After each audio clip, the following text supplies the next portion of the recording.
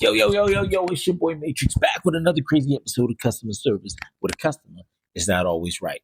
My special guest today, Miss Niko. Me and her go back some years. She didn't had several jobs that I know of with customer service, so trust me, she'll be back for one or two more episodes. But today I'm allow her to take the floor, introduce herself, and make it do what it do. You go. Shocking, I think, at least to me, was I had a customer come in and they had just installed these new kiosks that people could go and pay their bills at. And, older people usually had an issue with it because, they didn't really like touch screens, and some of them, had pretty, some of them had some trouble reading and things of that nature. And it would be challenging for them. So this particular customer, though, that came in to pay a bill, and we directed him to the kiosk because the whole reason for getting the kiosk was so that we can cut down on the amount of people that we needed to see and handle like more lengthy transactions rather than bill pays. So he's over there and whatnot. I just get finished with a customer. He's like, "Excuse me, miss, can you help me with this?" I says, "Yeah. What's going on? Is it getting stuck on you, like for you or whatever?" And he's like, "I don't know what to do next." And mind you, the screen is very much self-explanatory. Like you just tap, tap, tap, it'll tell you exactly what you need to do next, or if you need to give your payment information, or if you need to put in a passcode or whatever. And he's like, "I don't know what to do." And the way he kept saying it in my mind, because I had to, be professional. But in my mind, I'm like, "What do you mean by that?" Because he kept repeating it. Like, "I don't know what to do. I don't know what to do." And I'm like, "Are you, like, look at the screen? What is it asking you?" And it took me a minute to realize that this man can't read. Mind you, he wasn't like one of the older people that, have trouble with the kiosk. No, this man was like my age. And at that time, I was in my early 20s. And I was just, my flabbers were gasted. I was confused because I'm like, "Sir, you have a smartphone. You telling me you can't read?" It was very shocking. That was the first time I ever encountered somebody that literally could not read, like in their like got all the way to adulthood and could not read. It boggled my mind. The mind was boggled.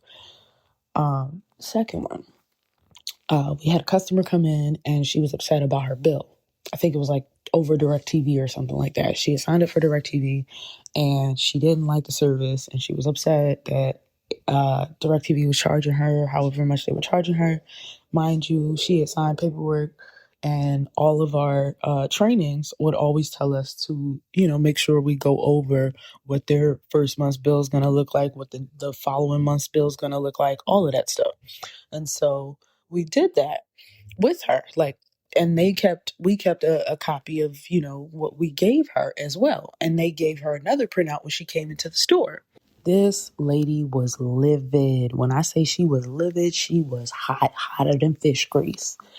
And she got so upset, she started cussing out the manager. And of course, because she's starting to get belligerent, we gotta, ask her to leave. And when he asked her to leave, she was like, "I don't give a fuck. I'll I'll drive my motherfucking car into this motherfucking store."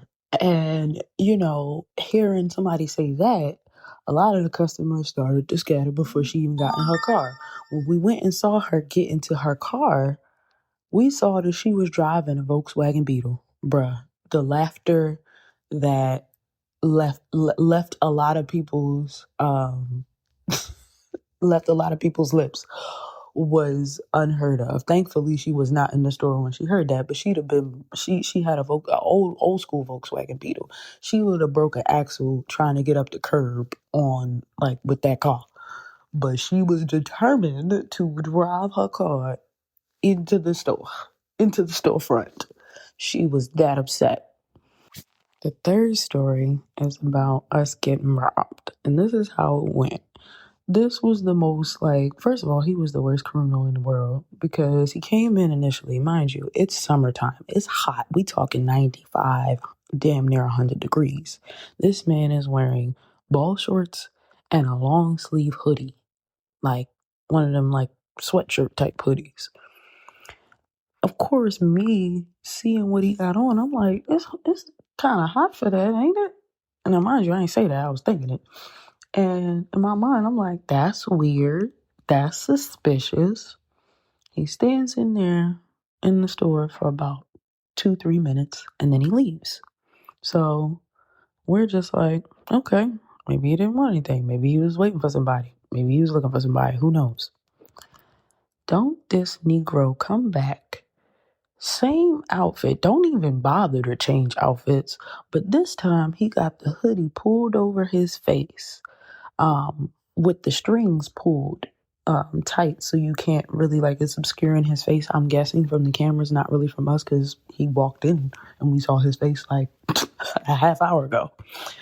And he starts snatching phones off the wall. My assistant manager at the time, Tina, she was livid because she got tired of them snatching demo phones off the wall because we ain't have nothing to show to customers when we're trying to sell them phones.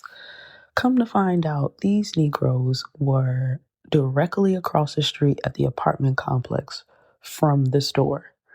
And the only reason why the cops couldn't catch them is because once they ran across the street, they were in Philly's jurisdiction. So,